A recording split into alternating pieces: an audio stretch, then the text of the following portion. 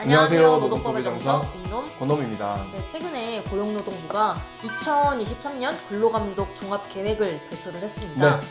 이 종합계획을 좀 잘 보셔야 되는 이유는 뭐냐면 생각보다 생각보다는 좀 그런데 노동부가 이 계획대로 좀 움직이더라고요. 그렇죠. 철저히 계획대로. 네, 그래서 작년에도 그 종합계획을 딱 내놓고 거기에서 올해는 이거를 점검을 하겠다라고 한 것대로 정말 점검이 나왔어요. 맞아요. 정말 이것만 해도 되나 했는데 진짜 그것만 하는 느낌. 네. 그렇다 보니까 이 계획안을 잘 보시고 여러분들도 우리 업종이 어떤 업종인지 그리고 우리 회사가 어느 지역에 있는지에 따라서 올해는 이 부분에 조금 더 중점을 더 가지고 준비를 해야겠다라는 거를 아실 수 있거든요. 네, 그래서 한번 저희가 설명을 드려보겠습니다. 네.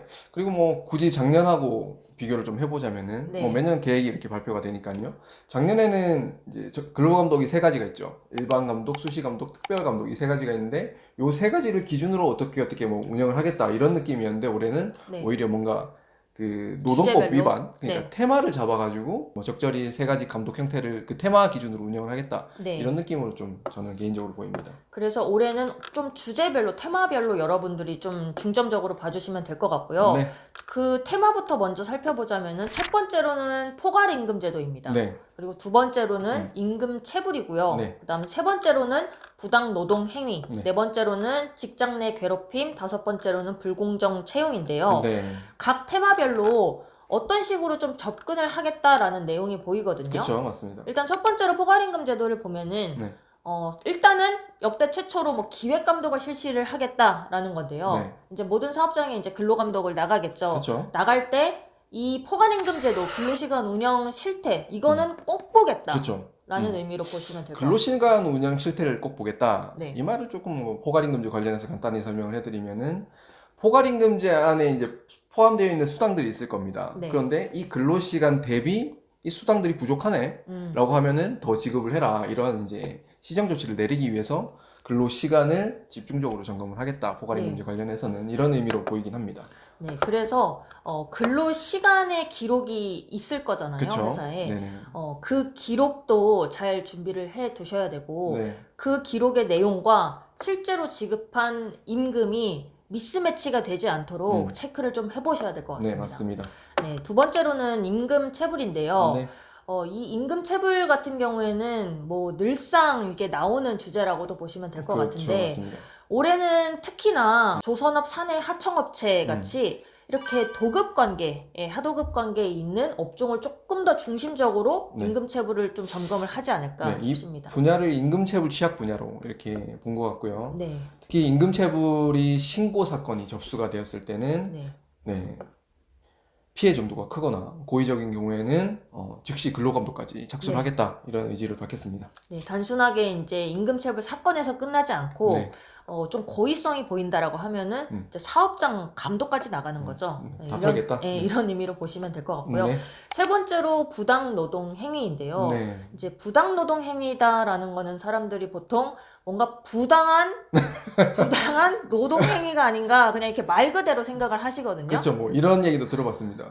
우리 사업장 그렇게 부당하지 않아. 우리 사업장 뭐 근로시간 그렇게 길지 않은데 뭐 이렇게 얘기를 그래서 하시는. 부당 노동 행위라는 거를 조금 이제 부당한 그냥 그런 의미로 받아들이시는데 그게 아니라 이제 노동조합과 관련된 용어예요. 맞습니다. 이게. 그래서 사용자가 노동조합과 관련된 그 권리들이 있잖아요. 단결권, 단체 교섭권, 단체 행동권 이렇게 있는데 요거에 대한 어떤 침해 행위를 하는 거를 부당 노동 행위라고 하거든요. 쉽게 말하면 노동조합 탄압이라고 보시면 되죠. 그러니까 그걸 부당 노동 행위라고 하고 그래서 언론이나 뭐 제보나 이런 걸 통해서 부당 노동 행위가 이제 의심이 되는 사업장을 노동부가 인지를 한다라고 하면은 이거를 이제 어떤 고소고발 뭐 이렇게 진정이나 뭐 이렇게 들어오기 전에 선제적으로 직권 조사를 하겠다. 이런 맞습니다. 의미로 받아들이시면 될 것 같습니다. 기존에는 거의 대부분이 고소고발이 있어야지만 부당노동행위를 노동청에서 조사를 했죠. 근데 이제는 그렇지 않더라도 뭐 언론이나 제보가 있으면은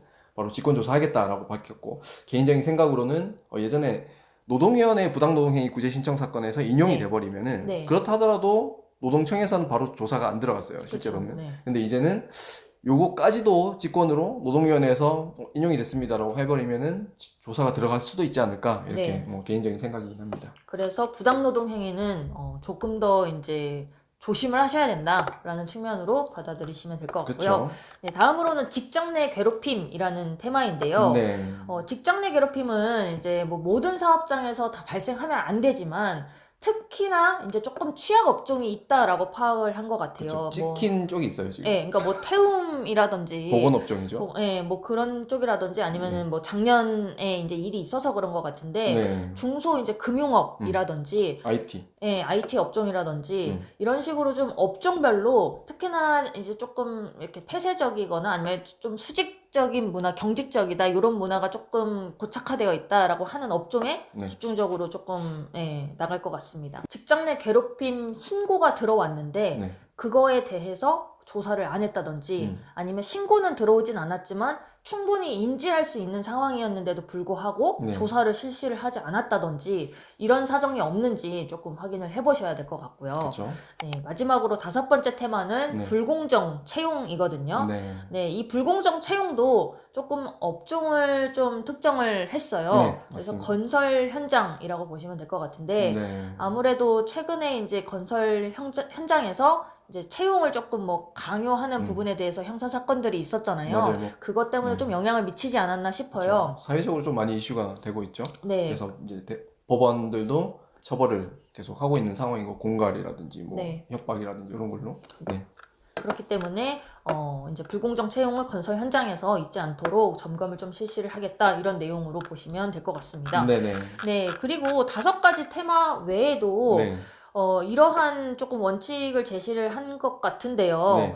예를 들어서 이제 업종별로 연대 책임을 지우겠다라는 의미로 받아들여지거든요. 네네. 왜냐하면은 어떠한 업종에서 이제 어떤 특이 이슈로 문제가 되었다라고 했었을 때 이게 과연 이 사업장의 안의 문제일까라는 측면을 좀 고려를 해서 만약에 업종의 어떤 관행이나 문화가 정착되어 있는 거라면은 이거를 업종 단위로 감독을 실시하겠다. 그쵸. 네, 이런 계획을 좀 세우지 않았나 싶습니다. 굳이 따지면 특별 근로감독을 좀 활용을 해가지고 네. 업종 전반을 다 털겠다 이런 의미라고 보시면 될 것 같은데 네. 뭐 어떤 뭐 직장 내 괴롭힘이나 뭐 임금체불 이런 것 때문에 어떤 특정 사업장에 사회적 물의를 빚을 정도의 문제가 발생을 했다라고 하면은 이게 부단 이 사업장의 문제가 아니라 이 네. 업종의 거의 관행 아니냐 네. 이런 판단이 설 수가 있겠죠. 그럴 때는 그 사업장에 대한 특별 근로감독뿐만 아니라 업종 전반을 기획감독을 실시하겠다. 뭐 이런 의지를 밝혔다. 뭐 저는 이렇게 보이고요. 2022년에 직장 내 괴롭힘 관련해가지고도 이런 사례가 있었습니다. 네. 구죽신협이라는 곳과 동남원 새마을금고죠. 네. 거기에 직장 내 괴롭힘이 좀 심하게 발생을 했고 언론은 엄청 탔습니다. 그래서 사회적 물의를 일으켰고 조사를 해보니까 이거는 부당 이 사업장뿐만 아니라 중소금융기관이 거의 다 이렇더라. 이런 판단이 내려서 그냥 네. 전체를 기획감독해버리는 이런 사례가 있었는데 올해도 이렇게 하겠다. 네, 이런 부분을 밝혔습니다. 네, 업종별로 조금 이슈를 공유를 해야 되겠네요. 그렇죠. 공유도 하시고 개선돼야죠, 당연히. 네. 네.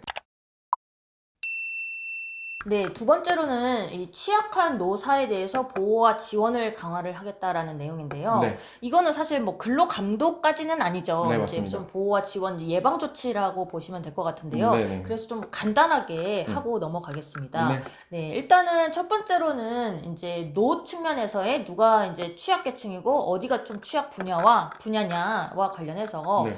일단은 첫 번째로는 청년층은 이제 뭐 프랜차이즈, 연예 매니지먼트, 플랫폼 산업 등을 이제 취약 업종 중심으로 이제 예방 조치를 하겠다라는 내용으로 보시면 될 것 같습니다. 네네.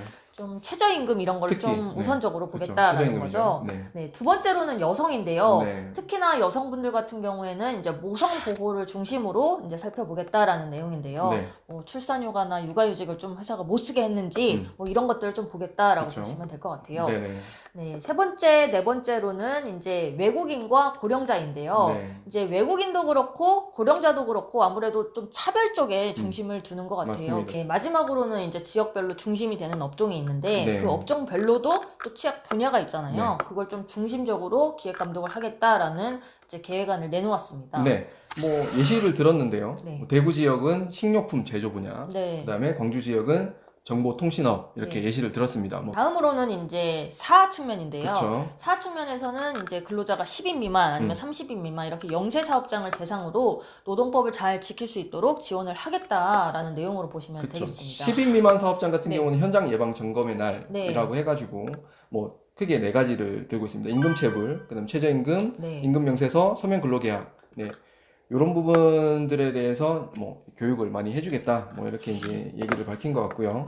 그다음에 30인 미만 사업장은 이제 시끌시끌한 부분이죠. 특별 연장 근로 관련해 근로 시간이라든지 이런 부분에 대해서 지금 계도 기간이기도 하니까 이 부분에 대해서 앞으로 계도 기간 동안 어떻게 개선을 해가서 준비를 해야 되는지 이 부분에 대해서 지도를 좀 많이 해주겠다. 이렇게 밝혔다고 보입니다. 그래서 뭐 영세 사업장 같은 경우에는 이제 노동부에서 뭐 노무관리 지도 해가지고 안내 책자가 나올 거잖아요. 그쵸.